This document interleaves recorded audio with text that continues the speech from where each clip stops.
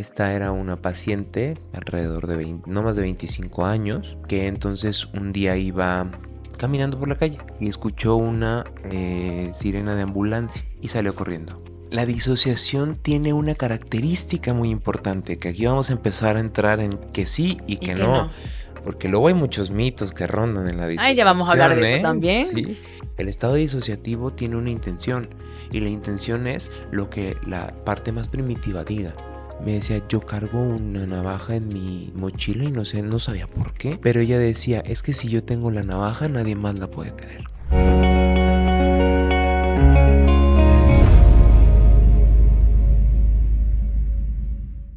Soy Belinda Núñez, bienvenido a nuestro episodio de nuestro podcast Conversaciones Compulsivas, donde vamos a estar hablando de un tema bastante interesante que tiene que ver con la disociación.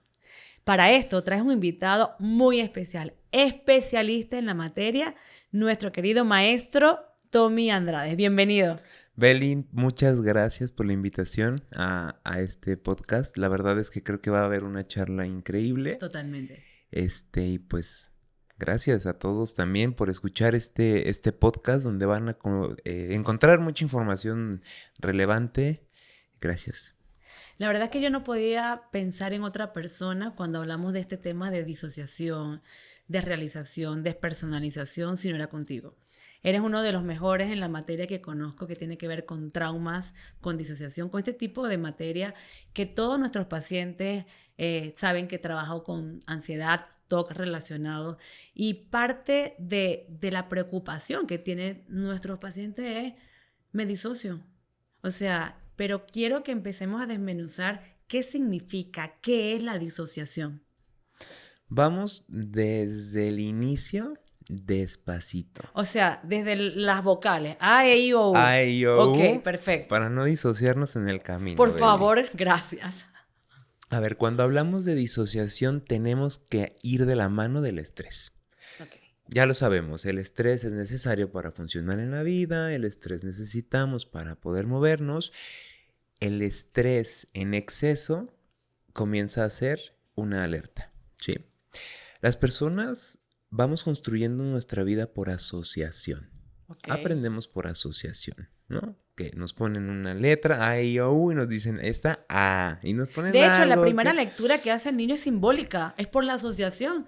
O sea, yo no sé qué dice ahí, pero dice McDonald's, porque ven el símbolo. Entonces, ya viene un aprendizaje, la primera lectura que tenemos como seres humanos. Justamente, y esa es la parte cognitiva. La parte relacional también es por asociación, la parte afectiva también es por asociación. Entonces yo también voy asociando las relaciones interpersonales. Total. Eso que te estoy diciendo va a ser muy importante unos minutos más adelante. Ok. Cuando hablamos de asociación, hablamos que todo debe llevar una conexión, no siempre una lógica. Ni todo tiene que ser positivo y normal, o sea, bajo la parte del promedio. O entenderlo, que es lo que dices tú, no todo debe llevar una lógica, no todo tengo que entenderlo. Claro, porque entonces es que una cosa es que esté asociado y otra cosa es que deba yo entender las cosas que me suceden o que siento o que pienso o que hago. Ahora, cuando hablamos de disociación, vamos a la parte etimológica, hablamos de separar. De separación. Desprendimiento. Se desprende, se separa. ¿Por qué digo de separación? Porque cuando entremos un poquito más a fondo vamos a hablar de esta disociación por separación y esta disociación por compartimentalización. Ok. Que eso al final ya es algo que se desmembró de toda esta red. Okay. Es muy complejo. A ver, el cuerpo humano es muy complejo, el cerebro es muy complejo. Es una maravilla. O sea, sí. Es un complejo atractivo, por eso creo que estudiamos lo que estudiamos y hacemos lo que hacemos, porque es una maravilla, nuestro cuerpo y nuestro cerebro. Y es muy normal que nos asusten estos temas. Esto es muy importante para quien esté viendo este capítulo, es que no se vale diagnosticarse con este capítulo. Por favor, eso como que ojo y así en luces de neón haciendo intermitencia. Estos capítulos no son para diagnóstico, simplemente es para conocer y para poder saber cómo lo puedo manejar si en tal caso y buscar ayuda profesional. Exacto. Entonces, nosotros tenemos ya el estrés, ¿no? una línea donde si el estrés sube, alerta roja. Ujú. Entonces, nosotros tenemos que seguir la vida y el día a día con una línea de atención, ¿sí? Esta línea de atención quiere decir que el cerebro está funcionando en su parte más superior, que es toda la parte cognitiva, funciones Consciente. ejecutivas, Mi área consciente. conciencia, aquí y ahora. Exacto. Que yo te voy a confesar algo, Beli. Cuando yo estudiaba y escuchaba el aquí y el ahora, yo decía, ¿eso qué? O sea, el aquí y el ahora, ¿cómo? Hoy que entiendo de disociación, Ujú. digo, era lo más importante de la carrera. Totalmente. ¿Sabes? Es tu presente. Si no estoy presente, entonces, ¿dónde estoy? Esa es la pregunta, ¿no? Esta línea atencional no puede, esta línea consciente tiene un porcentaje de la atención selectiva, ¿no? Y de una atención que el cerebro va a hacer su chamba para atender. No sé si te ha pasado, Beli, que te cortas con una hoja o algo y no te das cuenta hasta que te echas gel antibacterial o te lavas la mano. Y que te arde. Y dices, ay, ¿a qué hora me corté? Y empiezas como a querer recordar y dices, ya me acordé, fue cuando agarré una hoja, ¿sí? ¿Por qué no me di cuenta que me había cortado? ¿Dónde estaba? ¿En qué estaba pensando? ¿Dónde estaba yo cuando En me mi corté? metauniverso. Sí, claro, en la disociación. Y es que, a ver, la disociación es como un continuo. ¿Qué es esto? Es como si lo viéramos por porcentajes. No podemos estar todo el tiempo ni conscientes, ni todo el tiempo alertas, ni todo el tiempo con la atención. ¿Cuál es el porcentaje de población que en su vida van a tener un síntoma disociativo? El 100%. De hecho, por eso también muchas mamás no se quejan, o los hijos se quejan, de que yo te lo dije, no me lo dijiste. Porque mamá está haciendo algo y los hijos le hablan y sí, ok, ajá, y ya después viene y pues no, estaba perdida, o sea, no estaba conectada con lo que me estaba diciendo y simplemente te respondí por inercia. Ahora, la disociación tiene una característica muy importante, que aquí vamos a empezar a entrar en que sí y que no. Porque luego hay muchos mitos que rondan en la disociación. Ay, ya vamos a hablar de eso también. Sí. ¿Cuál es uno de los criterios para que sí sea una disociación y no sea una inatención? Ok. Es que la disociación necesita un componente de estrés alto. Okay. Si el estrés no es alto, no es disociación. Eso es una regla. Ok. Solamente un problema de desatención.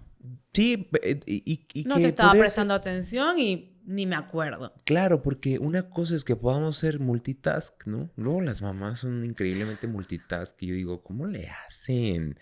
Después ¿No? te paso los tips. No sé si los quiero, pero solo quiero admirarlo, pero es como es increíble porque entonces tienen esta memoria, ¿no? Que va tomando una cosa y van resolviendo y bueno, una cosa grandiosa. El problema es que en la disociación es como esta historia, ¿no? La atención se da en nuestro lóbulo frontal, ¿no? Cuando empieza a tener este estrés agudo, empieza a disminuir la capacidad atencional.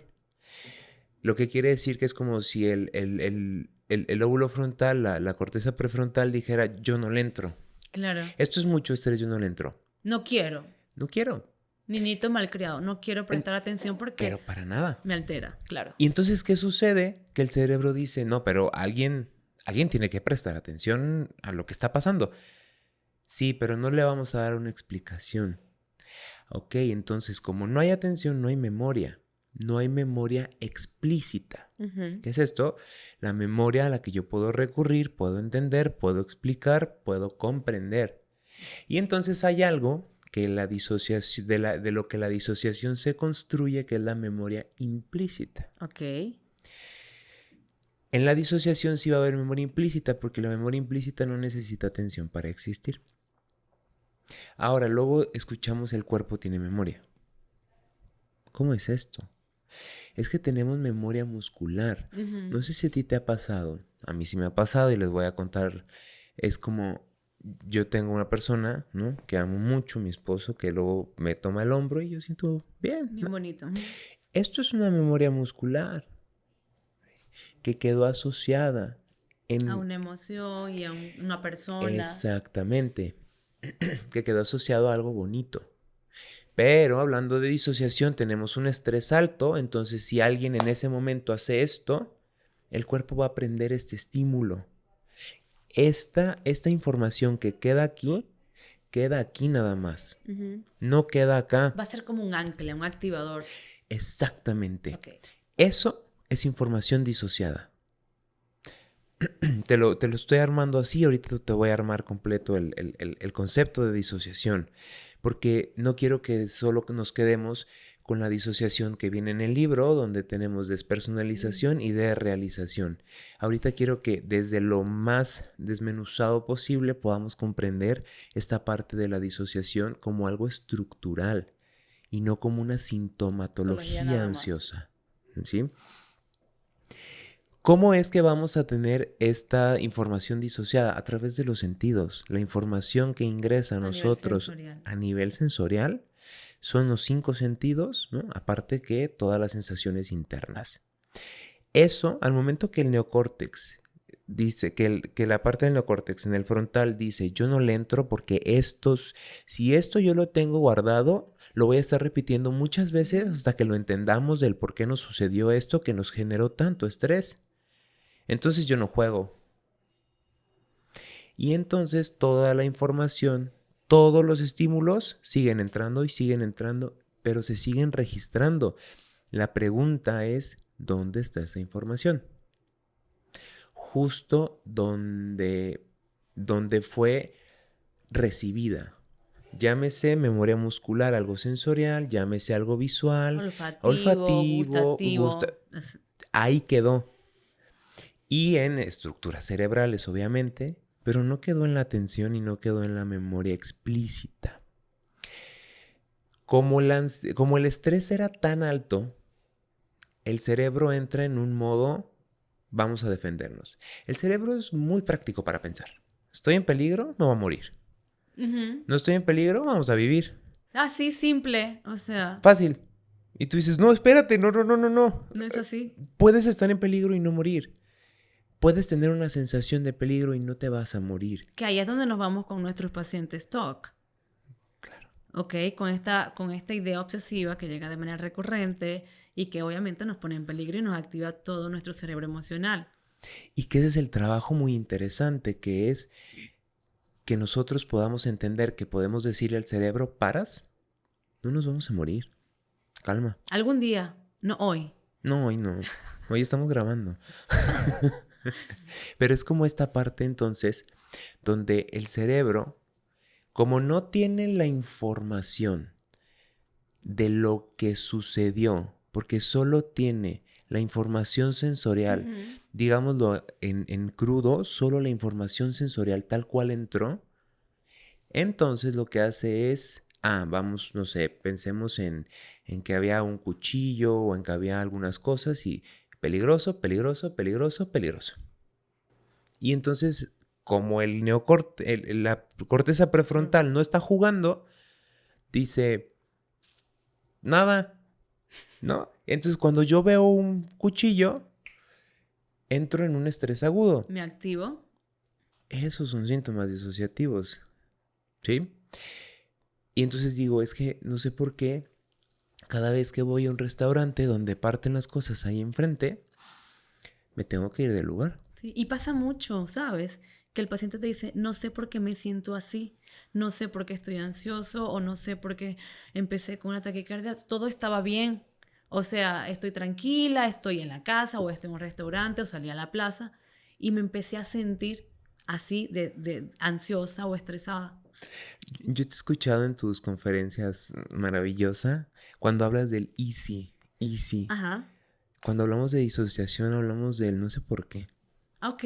No sé por qué. Entonces, a nivel TOC es easy, a nivel de trastorno disociativo es no sé por qué. No sé por qué. Buen punto. Porque entonces, si ahorita nosotros trajéramos a una persona que sufre trastorno disociativo, que padece trastorno disociativo, es que de repente yo me subí al camión o me subí al carro, llegué y ni siquiera sé cómo llegué. Ahí vamos a hacer ese trastorno disociativo. ¿Es igual que trastornos de personalidad múltiple, como se llamaba anteriormente? No. ¿Recuerdas que al inicio hablamos de un continuo? Uh-huh. Ok, es la estación final. Ok. El trastorno, antes era trastorno de la personalidad múltiple, hoy es Ujú. trastorno de la identidad disociativa. Ok. Entonces, armando esto que este rompecabezas que he puesto, porque es como vacía el rompecabezas y Exacto. licia así, vamos armando. Nosotros tenemos vamos a recibir información sensorial que se tiene que ir construyendo siempre y cuando el cuerpo esté seguro. Así es como vamos haciendo una memoria asociativa y Ujú. vamos entonces teniendo una estructura de vida, estrategias de vida, funcionalidad de vida promedio, ¿sí? Cuando los niveles de estrés empiezan a ser altos, comenzamos a tener información en el cuerpo que el cerebro, la parte pensante del cerebro, no está registrando. Entonces, toda esta información comienza a hacer síntomas disociativos. ¿De qué forma? De que el cerebro dice, ¿saben qué? Yo una vez vi un cuchillo, el cerebro primitivo dice, yo una Ujú. vez vi un cuchillo y casi me muero. ¿Cómo? ¿Qué te hizo el cuchillo? Nada, pero casi me muero. Ok. ¿Y qué haces? Cada vez que veo un cuchillo, salgo corriendo. Cada vez que veo un En nuestro cuchillo, caso, al nivel de pensamiento intrusivo, TOC de daño, es cada vez que veo un cuchillo, puedo herir a alguien o puedo clavárselo a alguien. claro, hay que entender que desde la disociación, para complementar esto, es que la información disociada va a tener una explicación al final. El cerebro siempre quiere explicar las cosas. Totalmente, y quiere la certeza. Y ahí es donde empezamos a trabajar la credibilidad de ese pensamiento, porque todos tenemos lógica y empezamos a buscar la lógica. Es que ya va, no entiendo. O sea, yo, Belinda, yo sé que yo no soy mala persona, no soy una asesina serial, pero el cuchillo me activa porque pienso que voy a hacer daño y lo creo y la ansiedad se me eleva y siento que hasta puedo perder la razón. Tú y yo hemos tenido casos bastante interesantes que lo hemos trabajado juntos, donde, hablando de un toque de contaminación, pues la persona tiene una alta credibilidad en el pensamiento, el estrés, la ansiedad y toda esta sintomatología está muy elevada que pierde la conciencia de la razón. O sea, no hay lógica dentro de su pensamiento que está distorsionado y obviamente dentro de sus acciones. Justamente es eh, esta parte de la que yo te voy platicando, es como la parte primera. Los síntomas disociativos, si les hicieras un zoom al trastorno de despersonalización, a la desrealización, si tú le haces un zoom, tenemos información disociada por muchos lados Ujú. donde el cerebro se desconecta. ¿Qué es lo primero que alguien hace si ve que una extensión que está conectada a la luz está sacando chispas? La desconectas. Yo salgo corriendo. Y yo la desconecto y corro tras de ti. Así va a Ok. ser, ¿no? Pero entonces, ¿qué es lo que naturalmente podríamos hacer? Desconectar. Entonces, ¿qué es lo que hace el cerebro? Desconectar. Ujú. ¿Por qué con tanta seguridad el cerebro me desconecta del aquí y el ahora? Porque alguna vez ya vivió algo similar Ujú. y sobrevivió. Claro, eso es aprendizaje. Claro, pero es un aprendizaje que tiene una memoria implícita. Por eso es importante la terapia, porque entonces nosotros recuperamos esas historias que tienen una memoria implícita y en vez de que sean estrategias adaptativas a nivel biológico, se vuelven estrategias adaptativas a nivel cognitivo. Entonces cada vez que yo veo un cuchillo, digo, no, ese cuchillo no me va a hacer nada por sí solo. ¿Qué sucede? Que todo este conjunto de información disociativa empieza a decir, bueno, luego digo empieza a decir, va a sonar muy delirante, ¿no? Como habla con los síntomas, sí, porque la disociación es importante que se entienda desde la manera más amable posible y no como me estoy despersonalizando. ¿Por Ujú. qué? Porque entonces, si yo me angustio y me estreso porque estoy sintiendo que me despersonalizo, ¿saben qué va a suceder? Claro. Pues va a intensificarse la sensación, ¿sí? Entonces, hasta aquí hablamos de la información disociada en el cuerpo. Trastornos disociativos, tenemos un continuo. Uno de los más significativos es la despersonalización y la desrealización. ¿Cuál entonces es la diferencia? Vamos a conceptualizarlo. La despersonalización es, no soy yo, este cuerpo no es mío, o yo soy otra persona, pero a nivel pensamiento. ¿Por qué? Porque en la disociación lo que va a suceder es que la sensación va a separarse del pensamiento. ¿Y dónde se encuentra la sensación? En el cuerpo. Entonces, al final, la despersonalización es una distancia que existe entre el cuerpo y el pensamiento. Pues fácil, entonces solo hay que acercarlos. Ajá. Solo recuerda que esta información es peligrosa para el pensamiento. Y si tú la acercas, vas a tener a alguien que se desvanece. Claro, la bomba de Hiroshima. ¿Por qué? Porque primero el cuerpo intenta huir, intenta luchar, se paraliza, pero si no sucede nada de esas tres, ¿qué pasa? Se desvanece, se desconecta. Es lo que se le llama como el faint de los animales, ¿no? Como esta muerte fingida. Lo mismo pasa en los seres humanos. Claro, tengo que sobrevivir, me hago el muertito para que no me toquen, no me molesten y piensa de que ya. Que ya se acabó. Entonces no es tan fácil como solo hacer esto. Por eso en terapia es importante que nunca hagamos lo de, oye, no, o sea, ¿y tienes idea del por qué te pasa esto? Si no tiene idea es porque el cerebro dijo que no podía tener idea ahorita y ¿sabes qué? Que no tenga idea porque se te va a poner muy mal. Ve despacito. Trabajar con trastornos disociativos se requiere una maestría en paciencia, no en trastornos disociativos, ¿sabes? ¿Qué sucede que nuestros pacientes son bien particulares? Y aquí voy a hacer un inciso y un ojo, porque me estás dando trabajo. Ya, mis pacientes van a ver esto y van a empezar, Belinda, me disocio, porque mis pacientes manejan una carga ansiosa elevada y la sensación a veces de despersonalización, que a veces lo tienen como idea obsesiva, como pensamiento del y si me despersonalizo, y si me disocio, si estoy viviendo una realidad alterna, como pensamiento intrusivo de la parte TOC, a que se me pueden disociar por un estrés, como dices tú, muy elevado y todo este cuadro clínico que va a ser como que los ingredientes perfectos para la disociación como tal. Sí, claro, porque al final el estrés es el caldo de cultivo de la disociación. A diferencia de la desrealización, es que el cuerpo va a buscar separarse del contexto, que pareciera como más adaptativo, pero al final las dos son adaptativas disfuncionales, porque igual sobrevivo, pero no funcionando de manera consciente aquí y ahora. Entonces en la desrealización esto no está sucediendo, lo cual suena muy seguro. Si nos ponemos a pensar, si un día llegan y me asaltan y yo digo, esto no está pasando, eso está genial. Imagínate que yo digo eso y se esfuma la persona que está haciendo el daño. Eso está increíble. Porque entonces no está pasando. Claro. Eso hace el cuerpo con todos los sistemas. Ojo, los trastornos disociativos o la sintomatología de despersonalización y de realización tienen una particularidad. Y es que cuando sucede, Cuando suceden, no hay forma de que nos demos cuenta si no hemos llevado un proceso terapéutico. Porque como su naturaleza es desconectar, claro, no te va a avisar. No me di cuenta. Ay, eso es un activador para mis pacientes. No nos damos cuenta cuando nos disociamos. ¿Sí? Entonces, cuando alguien llega a la consulta y dice, me disocio, vamos revisando un poquito. Porque necesitas tú ya haber trabajado en los síntomas disociativos para decir, me estaba disociando.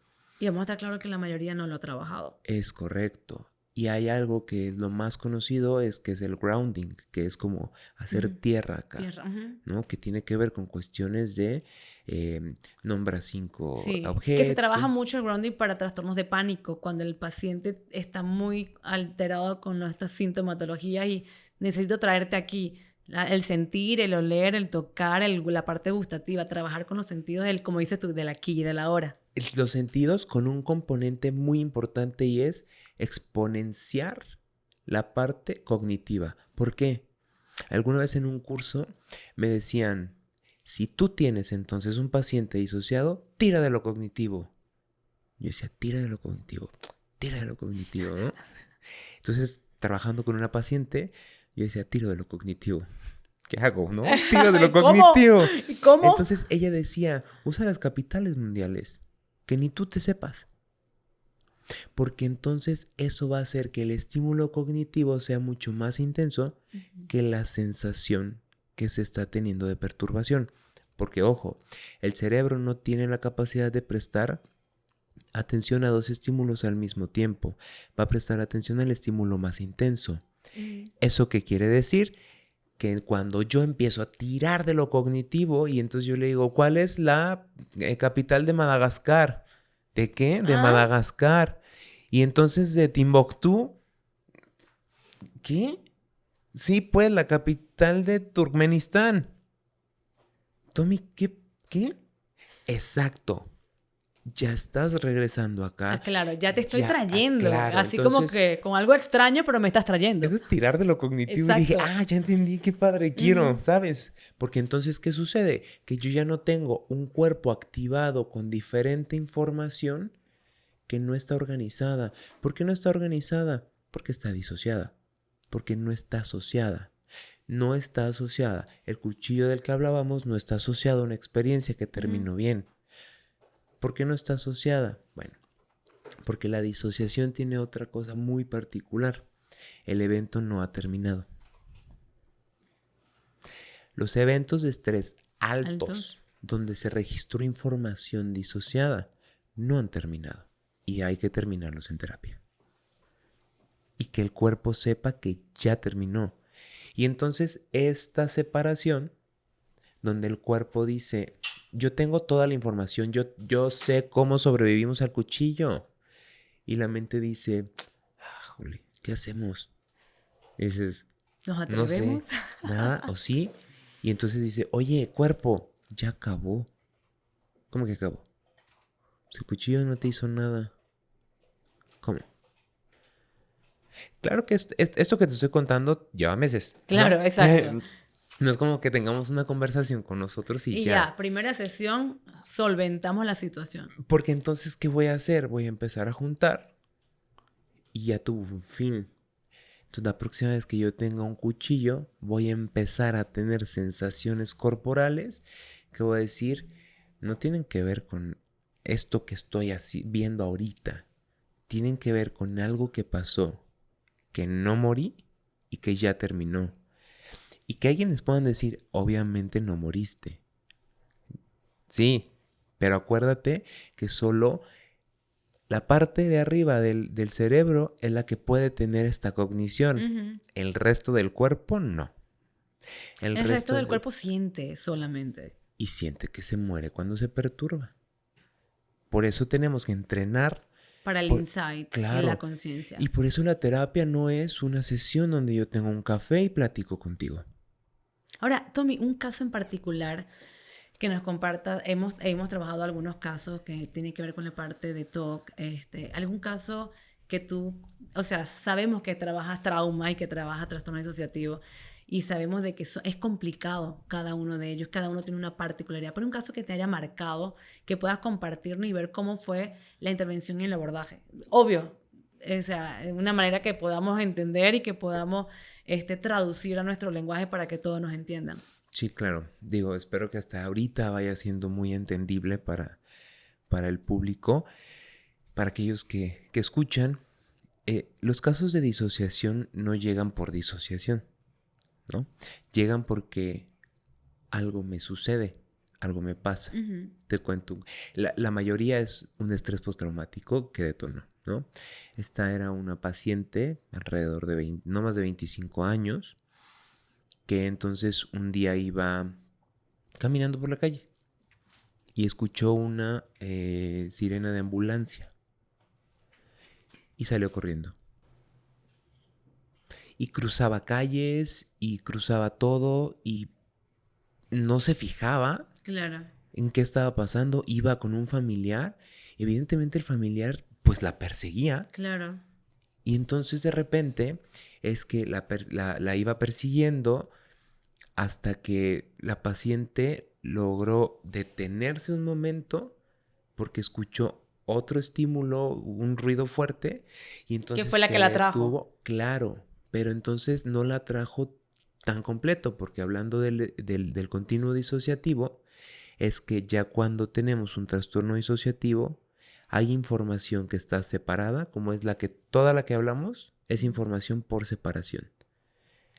Y la información compartimentalizada es que ya no tiene un hilito de la cual podamos juntar esto.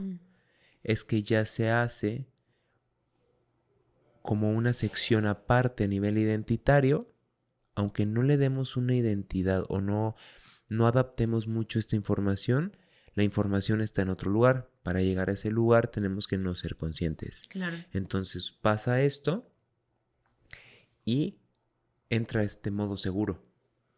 Entonces, lo que hace el cuerpo a nivel muscular y memoria y todo es regresar al evento de aquella vez que sucedió. Y entonces, en ese evento de esa paciente, había llegado la policía. Entonces, la similitud del sonido de la sirena Claro, activó. ¿Qué fue detonador. activó? Lucha. Perdón, Escape, huida, claro. pero en la parte primitiva. O sea, huida literal. Corre. Entonces corrió en un estado disociativo. Porque pensaríamos que el estado disociativo nos deja así. No. El estado disociativo tiene una intención. Y la intención es lo que la parte más primitiva diga. Y en este momento era corre y sálvate. Corre, sálvate, ¿no? Llegan a la Cruz Verde y entonces un equipo no informado en trauma de la Cruz Verde la interviene y entonces lo que hacen es empezar a forcejear, empiezan a estimular. Toda la parte sensorial, motora. Todo se hace. Creo que ya a todo. estas alturas estamos entendiendo todo. Ya hasta yo me acomodé el cabello, ¿no? Man. Y entonces empiezan a forcejear y ¿qué sucede? Se desvanece. Me desconecto total. Y dicen, le iban a hacer RCP.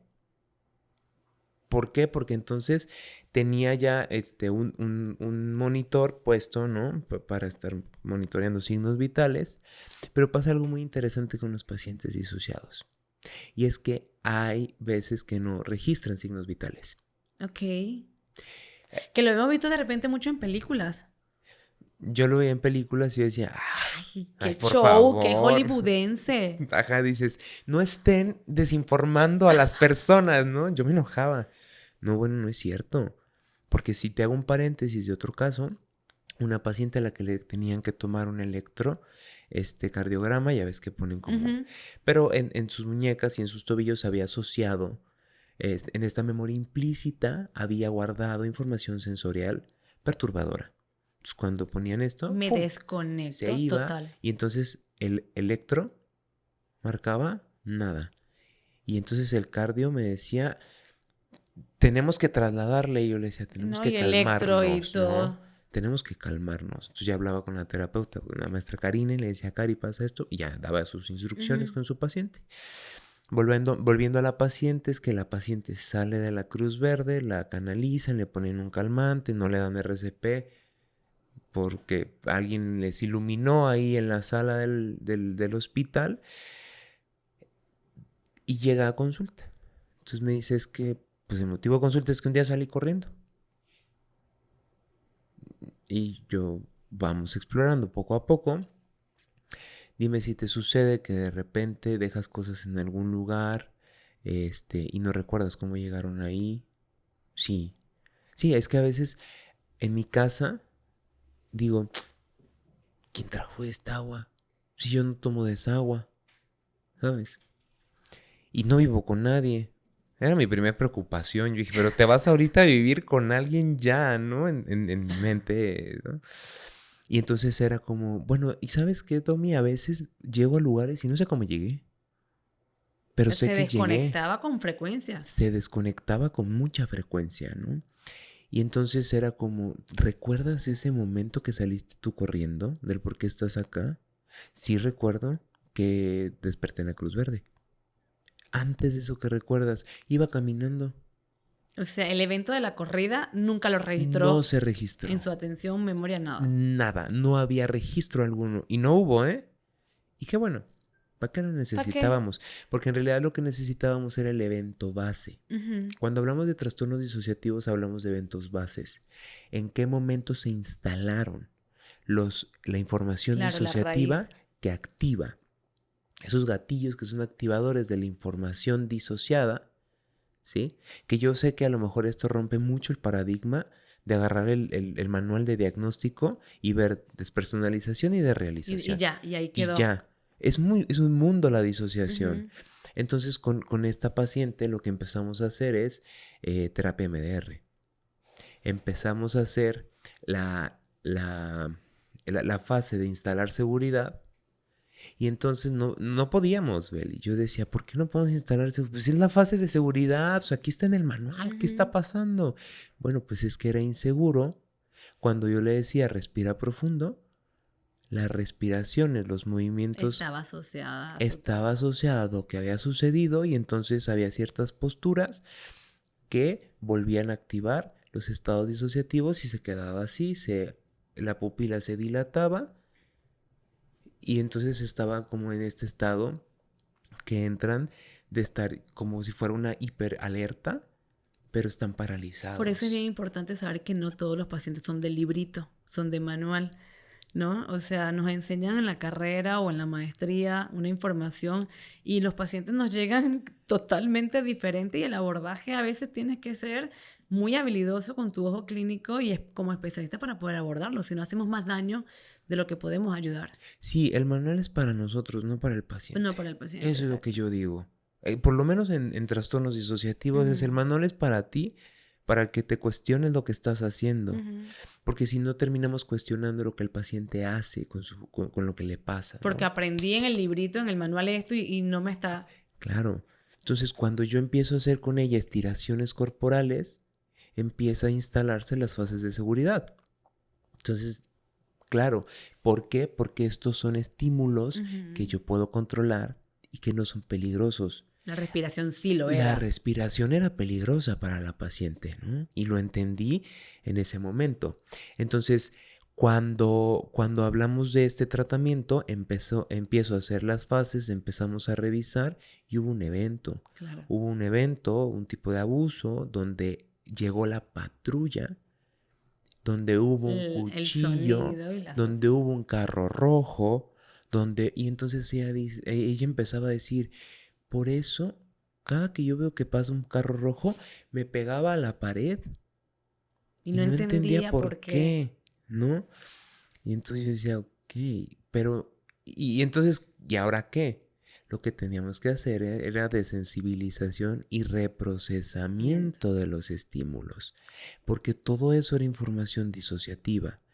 Me decía, yo cargo una navaja en mi mochila y no sabía por qué.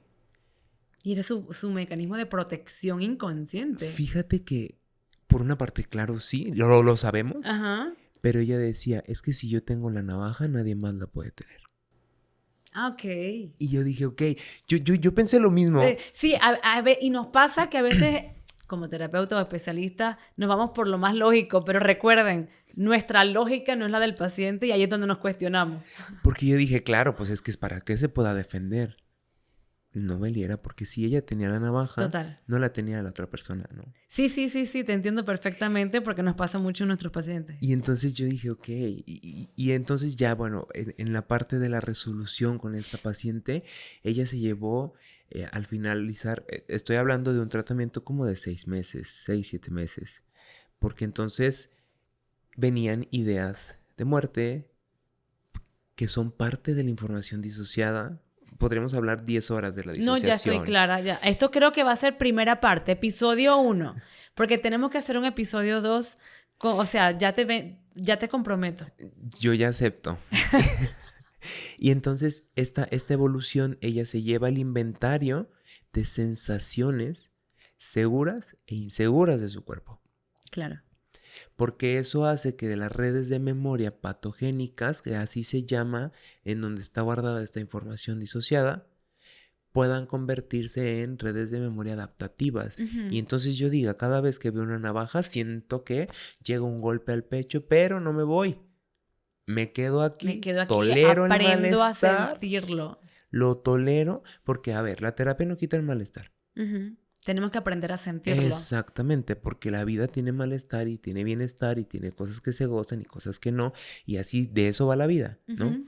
Y entonces cuando uno está en el problema y escucha que el terapeuta dice, bueno, es que de eso va la vida, dice, pues sí, porque a ti no te pasó, claro, porque si no, no estaría yo enfrente de ti, estaría también del otro lado con mi Ujú. terapeuta, ¿no? Pero es que alguien tiene que mantener el aquí y el ahora de una forma muy realista. Ujú. Entonces esta paciente se lleva estos indicadores de seguridad y este tratamiento también comienza a ser con cuestiones sensoriales. Vamos instalando cuestiones sensoriales, vamos trabajando esta parte disociativa Ujú. y vamos haciendo anclas. Y Sí, es vamos un reaprendizaje generando total. totalmente, porque se reprocesa el evento. Eso es un aprendizaje inhibitorio también. Sí, sí, solo no se ve como desde tanto de esa teoría, Ujú. o sea, como toda esa estructura, porque lo que acá buscamos es que el cuerpo lo vuelva a sentir A sentir. para que pueda terminar el evento. O sea, el reprocesamiento al final Ujú. lo que busca es darle una finalización al evento para que todo lo que está en esa memoria implícita se vaya a la memoria explícita y diga, ahí viene un carro rojo, aguas, porque voy a sentirme Voy a mal. sentirlo. Es como alertarme, prepararme para el golpe. Ajá, es como que si la amígdala me dice, corre, yo le grito y le digo, cuidado, ¿sabes? Y es como, te gané Mi amígdala, amígdala ¿sabes? Es cerebral, o como, sea, mi eterna amiga. porque al final yo también le puedo avisar a la amígdala. Ujú. De eso va la terapia de la disociación, porque la disociación nos lleva 10 segundos Es de un, ventaja. es un spoiler, o sea, hey, esto va a pasar, no me vayas a salir corriendo. Y en este continuo, uno de los grandes mitos es, tengo otras personalidades. Yo creo que ese tema también va a ser otro, Claro. porque las personalidades, No soy yo, soy Patricia, hablando de Fragmentados, que es una película bastante conocida para que la gente entienda, ¿no? Estas personalidades que salen de mí y también para protegernos, ¿no? Totalmente. La información disociativa son eventos para protección futura, Exacto. ¿no? ¿Por qué digo este mito? Porque es importante que entendamos que no toda información disociativa es otra identidad, Ujú. pero sí que entendamos que también existe información disociada en diferentes formatos, sensaciones, pensamientos, ideas, voces internas, ¿no? Que el clínico, ¿no? El terapeuta o el psiquiatra o quien sea quien esté dando la atención, debe tener esta pericia para evaluar si la voz es una cuestión delirante, es una cuestión ya más psicótica, ya es, o sea, Ujú. si es una parte disociativa, ¿no? Porque existe también el lenguaje disociativo en la desrealización o despersonalización. El paciente que te dice, es que me caí y entonces cuando me caí se lastimó la rodilla. Ese tipo de Ujú. conexiones nos van haciendo una orientación clínica. Claro. ¿Cómo es que me caí la rodilla? No, es, tenemos que descartarlo. Cultural, ¿no? Me duele la cabeza, es muy cultural. Ujú. Pero tendría que ser me duele mi cabeza, ¿sabes? Porque es Sí. mía. No está en esta parte disociada. Ujú. Entonces, también existe todo un esquema del lenguaje disociativo que hay que aprender y hay que entrenarnos cuando trabajamos Es que disociación. siento que cada trastorno tiene su propia jerga, sus propias palabras, y es cuando nosotros interferimos, perdón, no es la palabra interferir, cuando nosotros abordamos a un paciente, y en mi caso, cuando describimos todo el lenguaje cognitivo, el lenguaje del trastorno, cómo lo trabajamos, el paciente dice, sí soy. O sea, y me dicen, Belinda, tú eres bruja, porque a veces ni siquiera hablan mucho. Le digo, no me digas todavía el síntoma, vamos a hablar un poquito de psicoeducación del trastorno. Me dicen, me describiste. O sea, eso ponme la fotico allí porque esa soy yo. Y es porque estamos hablando la jerga, el lenguaje del trastorno, porque mis pacientes que son TOC y ansiosos o depresivos y le hablo la parte cognitiva, dice, sí soy. Si le hablara a nivel psicótico, me dice, pues no, yo no soy así. O hablara de otro tipo de trastorno, pues no me identifico. Entonces, cada trastorno y cada diagnóstico tiene una jerga bien particular. Y cuando se la decimos a los pacientes, hacemos la conexión, que es bien importante la conexión del terapeuta, porque no estoy trabajando cualquier cosa. Estamos trabajando situaciones bien complicadas donde el cuerpo, como dice, se me disocia, mi mente se disocia y donde está involucrada una serie de cantidad de cosas muy delicadas para mí y yo necesito estar segura. Y cada vez que tú me lo toques me puedo sentir insegura y me desconecto. Y eso es muy importante. El lenguaje de la disociación es el cuerpo. O sea, las palabras van a ser un Eso es gran clave. indicador. El lenguaje de la disociación es el cuerpo. Ahora vamos a entrar un poquito, porque así de verdad el podcast va a durar 4 horas. O sea, literal, y yo no tengo problemas con eso, Tommy tampoco, pero por cuestiones de facilidad para que sea digerible y ustedes lo puedan ver comiendo, cocinando, haciendo cualquier cosa, pues vamos a hacerlo por etapas y por partes porque ya estás comprometido a venir otra vez. Claro que ¿Ok? sí. Entonces, vamos a hablar un poquito de los mitos y realidades y te voy a pasar como que unas viñetas donde tú vas a decir sí o no y vas a justificar la respuesta. ¿Te parece? Perfecto. Y vamos a conversar de los principales mitos o lo que la gente piensa realmente, lo que la gente piensa en realidad en cuando escucha disociación, porque la gente a veces lo utiliza como pan nuestro de cada día Y como y lo meme. utiliza, ay, me disocié y ya me perdí, ¿no? Entonces, Hasta en los memes está, ¿no? sí. Uno, o el primero que vamos a conversar, ¿la disociación es solo falta de atención? ¿Sí o no? No, No. Ok. no. La disociación necesitó que no estuviera la atención para poder estar. Ok. La atención y la disociación son enemigas. Perfecto. Que eso quede bien claro. Y entonces, ¿por qué tampoco solamente es la falta de atención? Porque la disociación es el registro de información de forma separada y puede ser a nivel corporal. Se puede estar generando información disociada en el cuerpo mientras yo presto atención a otra cosa. Entonces, ya que quede claro. No. La respuesta es no. Otro de los mitos y realidades, o mitos realidad, vamos a ver si solo las personas con trauma severo pueden experimentar disociación. No, no, todos podemos experimentar disociación y solo los que vamos a terapia podemos trabajarla. Así que tips, por favor, ir a terapia, que es bien importante, y no a cualquier terapia, terapias especializadas.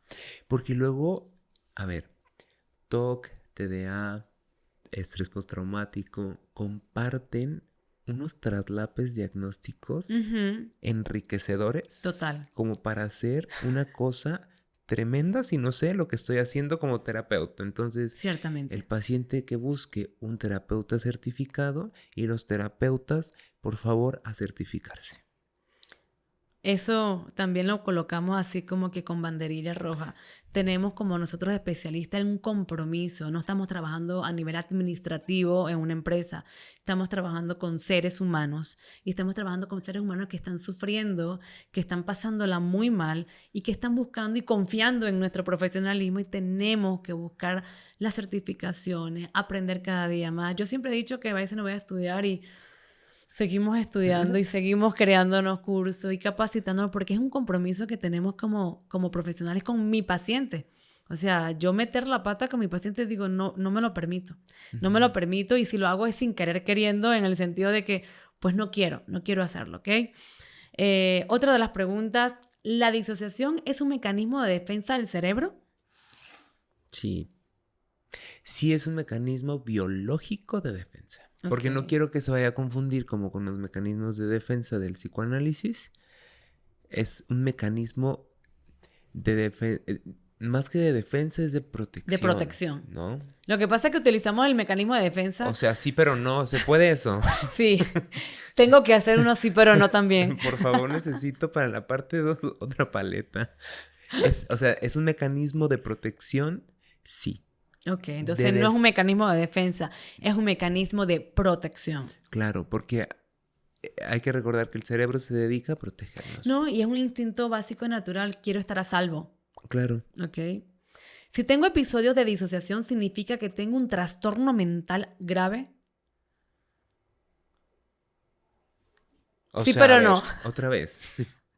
Puedo tener trastorno, o sea, puedo tenerlo y no tener un trastorno mental grave, sí, pero también puedo tener un trastorno mental grave y tener la disociación. No significa, sería un no significa que, pero si no lo tratas, vas a llegar al trastorno mental grave.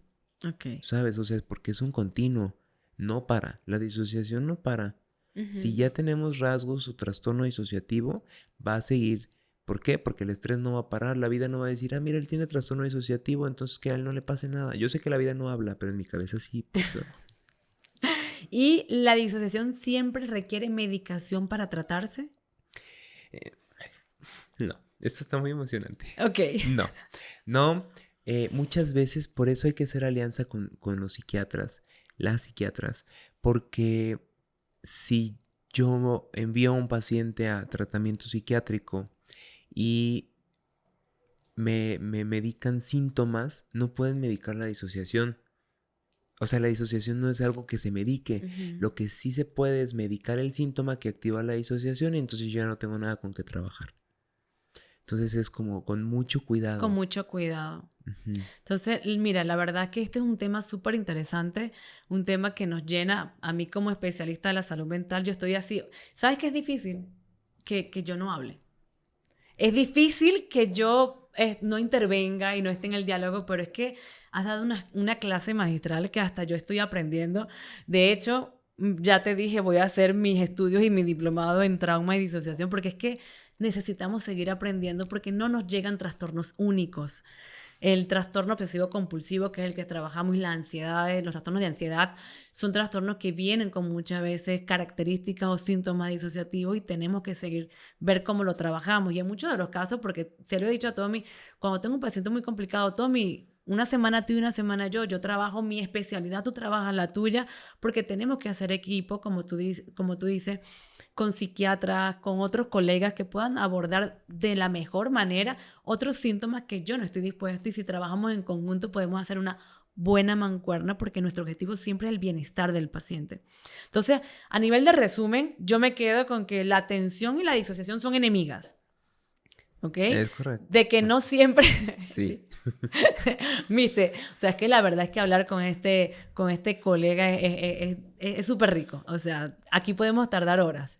Entonces, a nivel de resumen, ¿qué podemos decir y con qué nos quedamos, Tommy? A nivel de resumen los trastornos disociativos, antes de ser trastornos, tienen información disociada. ¿Eso qué era? Información que se registró en el cuerpo mientras que mi cerebro no prestaba atención porque el nivel de estrés era muy alto. Okay. Eso quiere decir que que es normal que yo tenga sensaciones en mi cuerpo de las cuales no entienda y me asuste. Que yo tenga pensamientos que no entienda y me asuste. Que yo pueda perder la conciencia por algo que sucedió y no entienda y me asuste. Y que en las formas de protección del cerebro, la disociación, esta desconexión, esta separación, va a accionarse cuando el cerebro sienta que estamos en peligro de muerte. Eso quiere decir cada ratito, si no trabajamos la amígdala, ¿no? Digo, la amígdala no se entrena, es como la pierna en el gym, que a veces no se puede. La mía. Pero entonces es como esta parte de se va a desconectar y se va a disociar la persona en un evento de estrés muy alto. ¿Para qué? Para que se vaya la atención. Y entonces no se registra el evento. Claro. Y entonces yo no tenga esos recuerdos perturbadores. ¿Sí? Que a veces si tenemos una buena red de apoyo profesional, es mejor que tenga los flashbacks para poder trabajarlo de manera más pronta que si no se hizo un flashback. ¿Por qué no habría un flashback? Porque no hubo memoria. Claro. ¿No? Hasta después van a aparecer. Entonces, a manera de resumen, sería eso. Y que la disociación, el lenguaje de la disociación es el cuerpo. Porque el cuerpo tiene su memoria aparte. El músculo tiene su memoria aparte. De hecho, en el próximo episodio hablaremos también de las enfermedades autoinmunes y cómo van de la mano con la información disociativa. Súper interesante. De verdad, Tommy, no me queda más que agradecerte. Gracias por venir y gracias por aceptar la próxima invitación y la próxima, porque de verdad que esto es tela para no terminar de cortar jamás. Sin duda yo voy a estar aquí cada vez que me inviten. Entonces, de verdad, muchísimas gracias, Tommy, por haber venido y los esperamos en el próximo capítulo.